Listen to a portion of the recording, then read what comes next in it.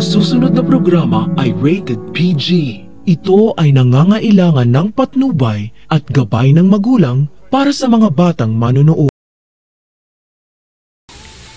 Abot langit ang saya ni Giselle dahil pumayag na si Mr. Lander Soler na ibenta muli ang Apex sa mga tanyag dahil naantig ang puso ng major investor sa kwento ni Giselle.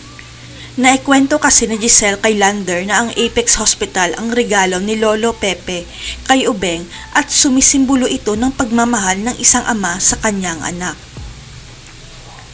Nagkasamaan kasi ng loob noon si Lolo Pepe at Doc RJ dahil ayaw maging doktor ni Lolo Pepe ang anak niya dahil gusto niya i-manage nito ang kanilang mga negosyo.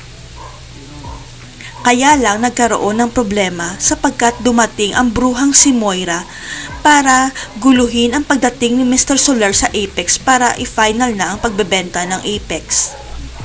Habang sa East Ridge, mas lalong lumalala ang pagtrato ni Doc Carlos kay Annalyn dahil galit na galit ito kay Annalyn dahil hindi siya dumating sa dinner date nilang tatlo. Kaya mas lalong lumakas ang pakiramdam ni Carlos na hindi talaga siya gusto ni Annalyn na maging stepfather dahil si Doc RJ pa rin ang pipiliin nito dahil totoong tatay niya ito. Sa galit ni Doc Carlos, tinawag niyang cheater si Doc RJ sa harap mismo ni Annalyn.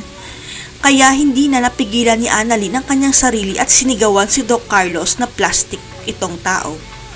Ang hindi alam ni Annalyn na sa likod pala niya ang nanay Lynette niya at narinig nito ang pagsagot ni Annalyn kay Carlos pero hindi niya narinig ang sinabi ni Carlos kay Annalyn.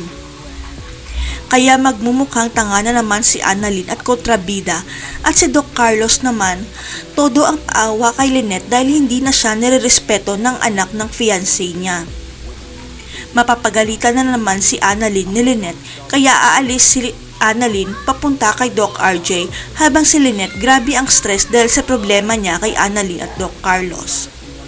Alam ni Doc RJ na may problema si Annalyn kaya tinanong niya ito pero ayaw ni Annalyn magsumbong dahil natatakot siya na baka sugurin ni Doc RJ si Doc Carlos sa East Ridge.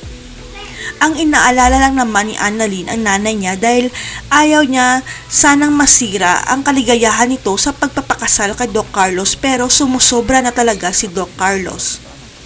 Hanggang sa makatanggap na lang ng tawag si Annalyn dahil isinugod sa emergency room ang nanay niya dahil hindi kinaya ni Lynette ang stress sa dami ng problema niya.